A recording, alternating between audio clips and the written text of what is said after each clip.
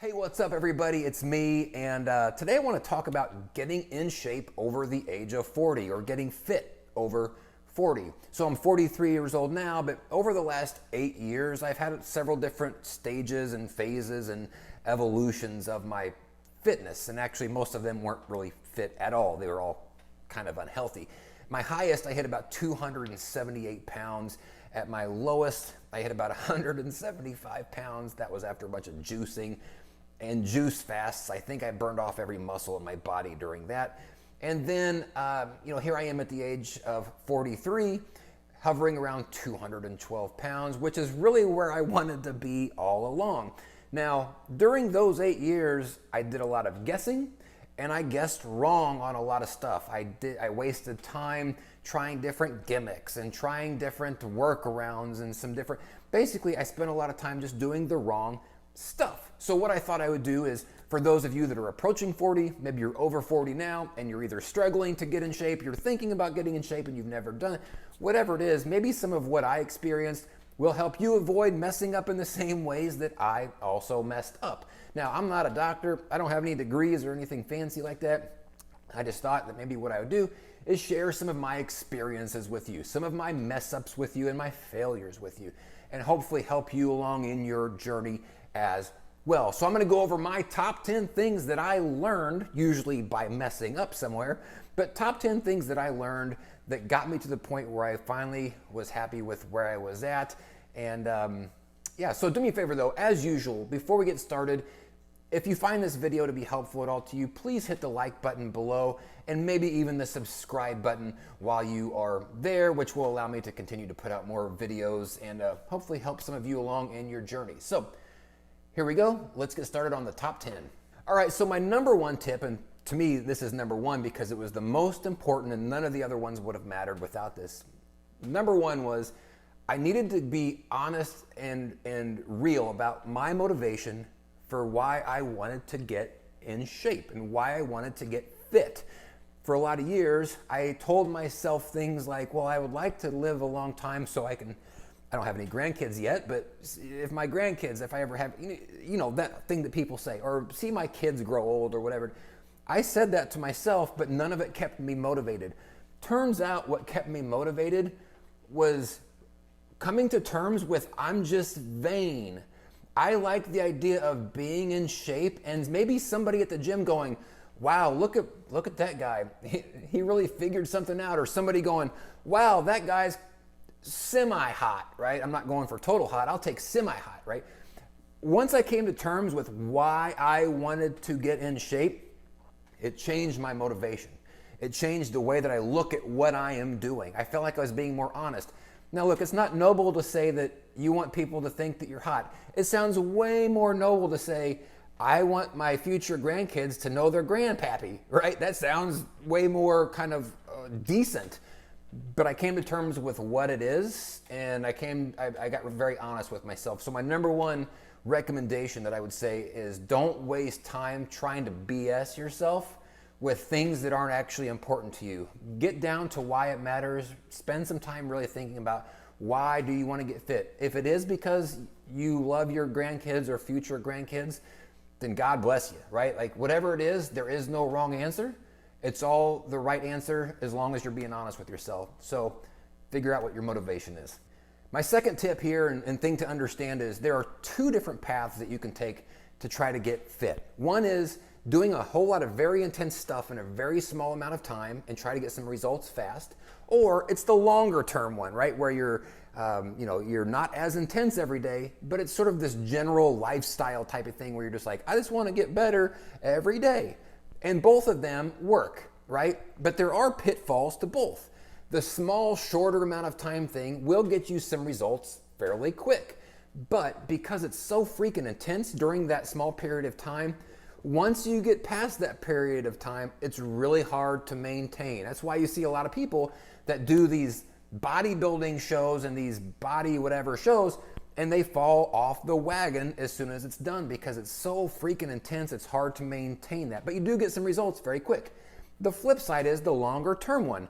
The downside there, it just takes longer to get the results that you want, right? Now, you'll still get them, but you've got to be very, very patient. Both of these systems work, but understand what they are going to cost you as far as what the downfalls and pitfalls are, and approach them as necessary through that. Both of them will get you what you want to get, right? It's just a matter of knowing what you're actually going to get when you are going through those processes. So keep in mind, there's 2 different ways to go about this.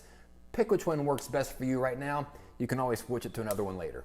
So my third tip or trick or whatever is hire a trainer just for a short amount of time, if nothing else. One of the best things that me and my wife ever did is when we were trying to get into fitness years and years ago, we did spend a lot of time guessing and probably spinning our wheels on stuff that wasn't actually working. When we finally got sick of guessing, we hired a trainer for a 3-month program. This is kind of what I was talking about before, the small amount of time, very intense thing. But what it did for us is a couple of very important things. One is it took the guesswork out of it for us. So he was telling us what to eat, when to work out. Every single day we knew exactly what we needed to do, which was a huge burden relieved off of us because we felt like part of the reason we were not succeeding is because we didn't know what the hell we were actually doing. So it helped with taking the guesswork out of it. The second thing it helped with was it gave us an economic reason to keep motivated, right? It kept us invested monetarily. We were paying this guy, so we felt like we had to really invest to get our money's worth out of it, right? And the third thing was it gave us accountability. We hated going there if we knew we didn't do as well as we should have since the last check-in or whatever, right? We felt like we needed to stay motivated or else he was going to be disappointed in us, right? So hiring a trainer gave us a great start to be able to sort of get into this world of fitness and keep us motivated for multiple reasons through this. It was economically not that bad for us, but it was a great way for us to start out. So I would absolutely recommend, if you don't know where to start, you're not going to be hiring a trainer forever. There is no contract for most of these things. I'm not a trainer. I'm not trying to get you to hire me, but I do think that it is worth it to get your foot in the door and help get that other foot through the door as well and get you rolling in the direction that you want to get going. Okay, so my next trick or tip or whatever is a little bit weird. I recommend that you use Instagram to find hashtags of things that you find interesting within fitness to connect with people. For example, when me and my wife got started in this, when we hired that trainer, we also started our own Instagram page, which, by the way, here's the link if you want to follow it. What we found is it helped us kind of, we kind of called it like staying in the river, right? Or staying in sort of the same zone as everybody else.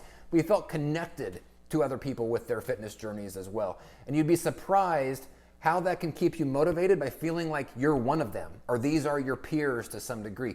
Not only that, when you create your own profile and you're posting your own pictures, it almost creates this weird level of accountability because now you're saying this stuff on social media. You are saying, look at me, I'm getting better. Here's my goal. Like you've said that out loud now, right? And it becomes sort of like this another place of accountability to where you could delete your post, but almost like once you've said it, it's really hard to take that back. So I recommend getting on Instagram and finding a community and some people there to follow, some people there that you look up to, some people there that you can cheer on, and you'll find that there are some people there that are looking to cheer you on as well. Now the caveat to Instagram though, especially as a 40-year-old or somebody 35, 40, 45, 50, 55, you gotta be careful not to get too wrapped up in the youngins on there that are abbed out, that are chested out, that are butted out, that are ripped and shredded. It's very easy to feel insecure or insufficient or whatever you want to call it comparatively to those. You got to go in there and just realize you are not one of them, right? They are a different species at this point. Stay within your lane. You can certainly look at those people and admire their results, but do not compare yourself to them because that would become extremely demotivating. Find people in your lane that you can look up to and strive to be, right? But find people that are similar to you, that are going for the same things as you. You'll find that Instagram, if you do it the right way, can be very, very motivating and help keep you going. Okay, so I would say that my next step is probably one of the most important as well, because without this, none of this works either. You need to either eat smart or food prep, right? That's pretty much as simple as it gets. One of my highest weights that I ever got as far as getting out of shape, I was still exercising every day, but I wasn't watching any of my food, right? So eat smart or food prep. Food prepping sort of like we talked about before, take some of the guesswork out of, well, what am I going to eat today? And eating smart, well, it's just eating smart. For me, what I found is that I can eat the same meals over and over again. I've been basically eating the same food for the last year and a half.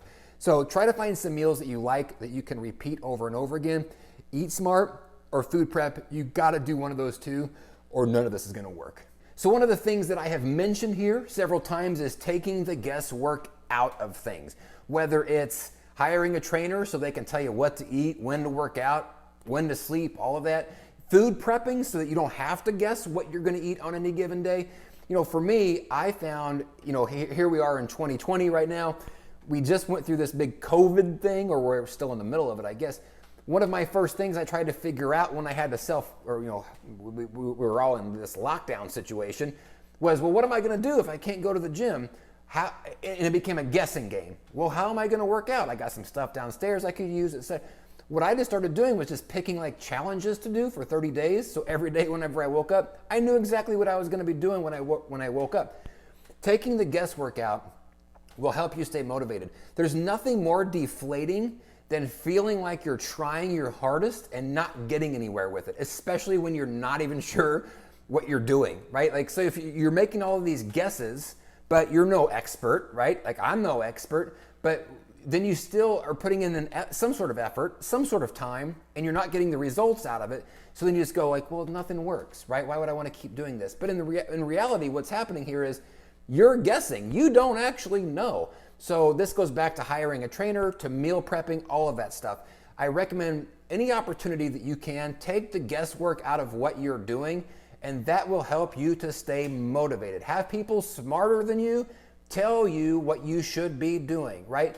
Whether it's trainers, whether it's people, there's so many videos on YouTube, here we are here, so many trainers on YouTube doing different things. Stop guessing all the time, because it's really hard to get this stuff right, but there are people out there that know, and trust what they say. Okay, so one of the things that I did during the last year and a half that helped me get back to where I needed to be was I weighed myself almost every day. Now I know there are videos and there are people that say don't do that, but for me I found it to be something that was almost like calming in a strange way. There's a great app, and I'll put a link to the video that I did on it, a review on it, called Happy Scale. And is it called Happy Scale? I think it's called Happy Scale. I'll put a video at the end.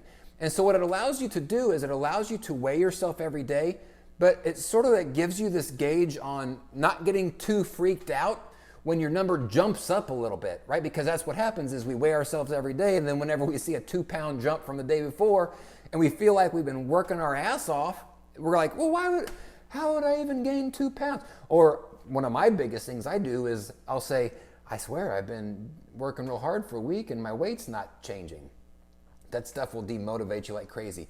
So use an app like Happy Scale, again, video link at the end of this video, and weigh yourself every day. You'll find that it's neat to track where you're actually at, and it gives you this really cool kind of way to be able to give yourself goals. So whenever you get to a certain, for me, I set this big goal of losing 60 pounds, but Happy Scale, I feel like that's the wrong name of it. It's going to drive me crazy. What it does is it breaks that down into small goals, right? So you'll be able, instead of 60 pounds, it's like when you hit 10, it's like, oh, great, you did it. Here's your next goal. And it's another 10 pounds down or whatever. Weighing yourself every day, yes, can be demotivating if you don't look at it correctly, right? When you jump a few pounds here and there, you can't get freaked out. That's just part of the ebb and flow of getting in shape and losing weight, and everybody goes through that. But if you do it correctly, if you weigh yourself and you keep a correct mindset about it, you'll actually find that it will help you on your journey, and it'll help you stay motivated, because you'll see this cool little graph on the app that shows you your overall trend, and that part's super exciting. And every day you get closer to your goal. Once you get to your goal, celebrate. It's enjoyable, whatever. So weigh yourself every day, but do it in a correct mindset. Use the Happy Scale app. Video at the end of this video. So one of the things about getting older is your body is changing. And for me, I started to feel kind of weird around 35. I finally went in to get my levels, my hormone levels checked around the age of 41, and found that there were some problems that the doctor has given me some prescriptions for, right? That has helped me sort of level out, which I did not realize, but certainly were causing some of the things that I was feeling.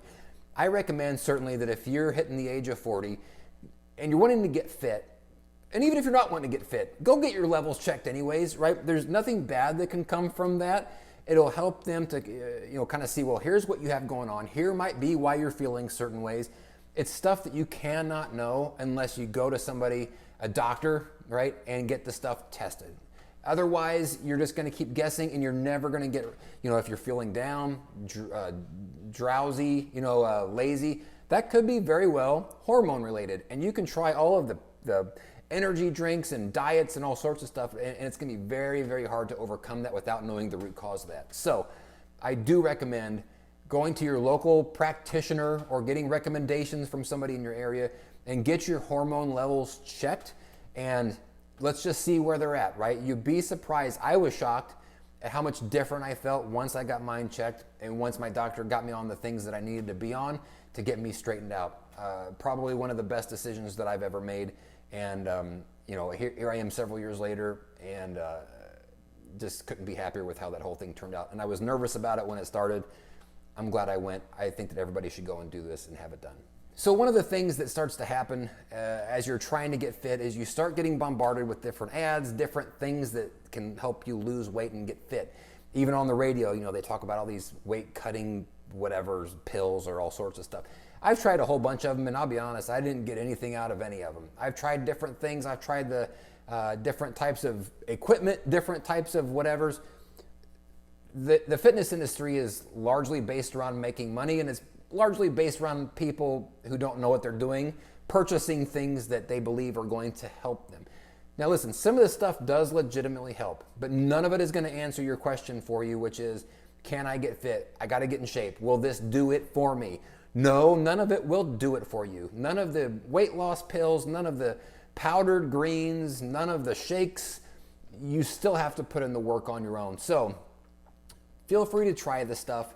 Don't go overboard on it. I mean, I still take different supplements, but I do not rely on them. I view them as supplements, right? They are supplementing the work that I am already doing. There is no magic pill that's going to help you lose your weight, that's going to give you some hot abs or sweet butt, right? You have to put in the work yourself. Don't get caught up in too many gimmicks because they are very enticing and they sound great. Trust me, I've spent a lot of money on them. So I'm on number 10, and my main thing that I would share with you is there is no such thing as being off the rails if you eventually get back on, right? Like if you never get back on the rails, then yeah, you're off the rails, and that's the end of it. But again, I've been through several different evolutions, several stages of my fitness, and all you got to do is keep coming back, get back on, right? Like I've been through stages where I've been fit and then not fit at all, and then I'm able to get back on it, right? So wherever you are, if you're starting out or if you've blown it, if you were fit and now you're whatever the complete opposite of that is, like don't think of yourself as off the rails, because as soon as you get back on, then that's where you're at, and that's all that matters, right? So stay moving forward, stay progressing. Being over 40, it's not as easy as it probably, I didn't work out in my 20s, like I've never been a workout guy, but I guarantee it's not as easy as 20s, or it's not as easy as like early 30s, but it's doable, right? And all you have to do is wake up and just try to be better than you were yesterday. For me, I talked about there's that short, kind of very intense period, and then there's that longer lifestyle period. That is where I have found my best success. I didn't get fit again in 60 days or 90 days like I'd done before. It took me about a year and a half, but here I am, and it feels much more sustainable. And it's sort of one of those things that, like, look, you're going to be alive, hopefully, in another year and a half anyways. Might as well get on that path, and that way whenever you come around to a year and a half, you can look back and do one of these videos like I'm doing now and maybe help some other people in their journey as well. It's all possible regardless of if you're 30, regardless of if you're 40, regardless if you're 50 or 60. Like, it's all doable. Just stay motivated, keep moving. And remember, you can be something different than you currently are. One of my biggest faults has been I've not been able to picture myself at times as anything better than what I currently was at that point. And it's really hard to stay motivated when you don't think something better is possible. Just keep in mind that it is. Stay moving, stay progressing, and good luck on your journey. I hope that maybe some of these tips were helpful for you. And again, learn from my mistakes. I made plenty of them to go around. So thank you all. And leave me a comment below if you found any of this to be helpful. We'll see you next time.